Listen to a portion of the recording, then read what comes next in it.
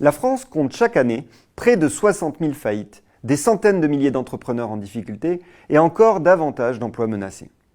Le projet de loi Pacte, le plan d'action pour la croissance et la transformation des entreprises, porté par le ministre de l'économie et des finances Bruno Le Maire, consacre un volet à ce problème pour autoriser l'échec et libérer les entreprises. Tout un écosystème de spécialistes s'est créé autour de ce phénomène. Tribunaux de commerce, mandataires judiciaires, associations spécialisées, mais aussi des accompagnateurs traditionnels, d'ailleurs souvent démunis pour faire face à cette situation de crise.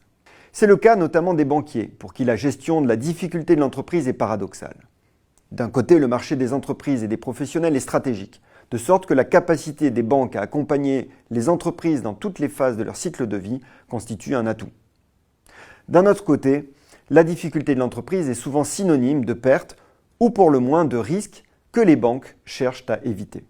Dans le projet Banque et entrepreneurs en rebond, BIR, que nous portons avec Julien Cuzin, nous appréhendons plus particulièrement la question de l'entrepreneur en difficulté sous l'angle de l'accès aux ressources financières via les établissements bancaires.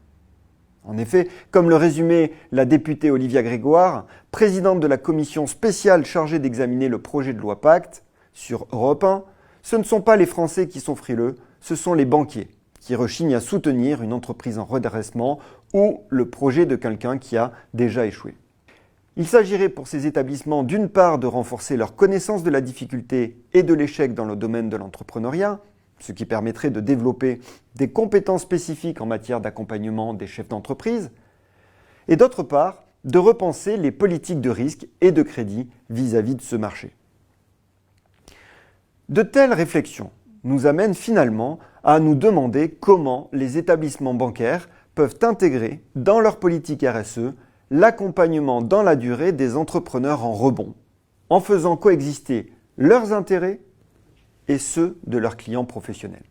La difficulté entrepreneuriale est selon nous un enjeu pour l'ensemble des parties prenantes et notamment les banques.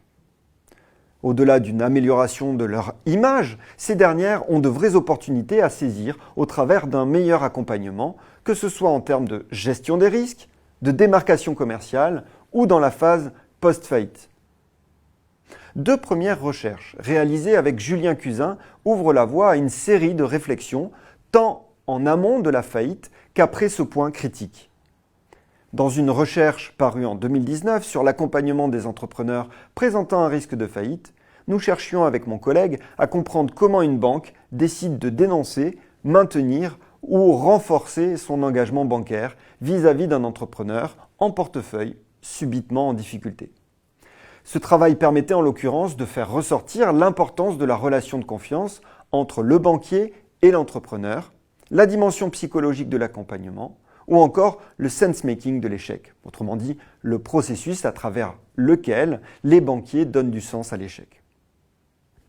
Dans une recherche publiée en 2016, nous cherchions à savoir avec Julien dans quelle mesure la stigmatisation post-faillite affecte la décision du banquier de financer ou non un nouveau projet entrepreneurial.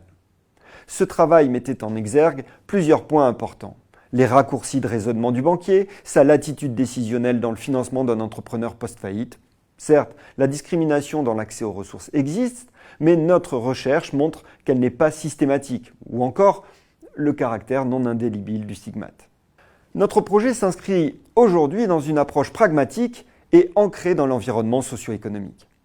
Le projet BIR vise à approfondir ces axes et à inscrire la recherche dans les problématiques de terrain. Identifier les difficultés au plus tôt, connaître les acteurs et cartographier leurs relations. Mieux comprendre les postures et les perceptions du banquier et de l'entrepreneur. De nombreux soutiens se sont manifestés pour nous accompagner dans ce projet à dimension régionale, qu'il s'agisse de mise à disposition de compétences, de mise en relation ou encore de financement, à l'instar notamment de la Banque Populaire Aquitaine Centre-Atlantique, du cabinet d'expertise comptable Ereka Pluriel ou encore de l'association Entraide et Entrepreneurs. Au-delà de cette dimension recherche, le projet vise donc des retombées socio-économiques régionales en formalisant la communauté des acteurs spécialistes de la question pour mieux la faire connaître, en proposant des outils opérationnels pour les acteurs, banquiers et entrepreneurs, et en vulgarisant cette problématique pour ne plus cacher la réalité des difficultés rencontrées par les entrepreneurs.